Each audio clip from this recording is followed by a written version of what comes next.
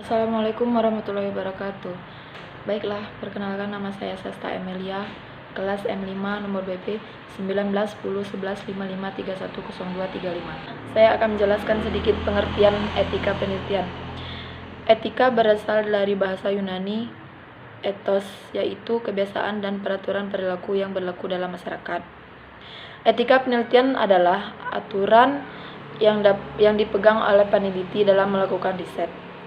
Etika penelitian merupakan suatu sikap dan acuan yang harusnya diunjung tinggi oleh peneliti dalam melakukan suatu penelitian agar penelitian dapat berjalan dengan baik dan lancar.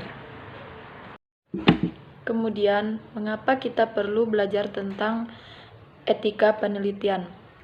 Karena etika dalam suatu penelitian sangat penting diperlukan, mengingat etika menentukan proses dari awal penelitian masalah suatu penelitian hingga akhir dan mendapatkan data-data yang aktual.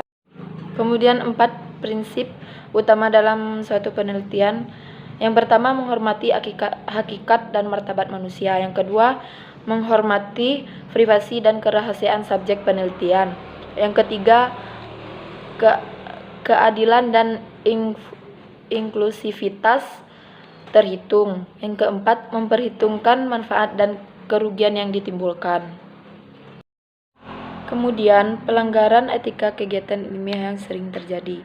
Yang pertama, plagiarisme.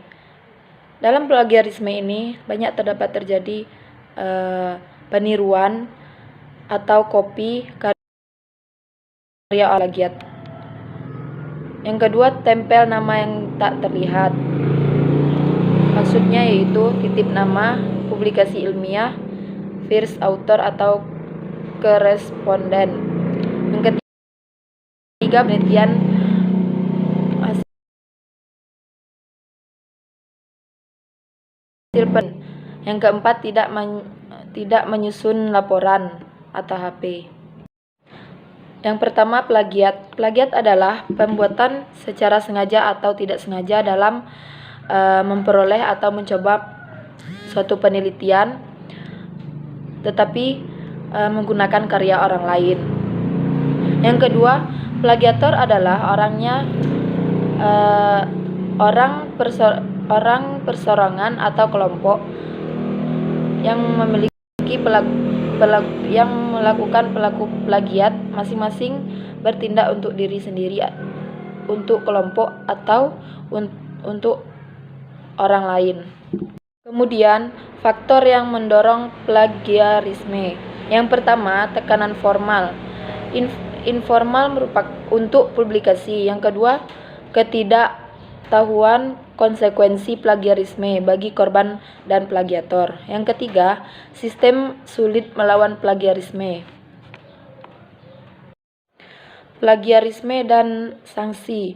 Yang pertama, lulusan perguruan tinggi yang karya ilmiahnya digunakan untuk memperoleh gelar akademik, profesi, atau vokasi terbukti merupakan jiplakan, dicabut gelarnya. Kemudian saya akan menjelaskan akibat pelanggaran etika. Yang pertama, pengucilan sosial. Yang kedua, pengucilan struktural atau lingkungan akademik, organisasi sosial. Yang ketiga, disahap oleh Tuhan, atau dalam bahasa agama, etika adalah akhlak yang diutamakan. Yang keempat, membuka rahasia yang seharusnya dirahasiakan.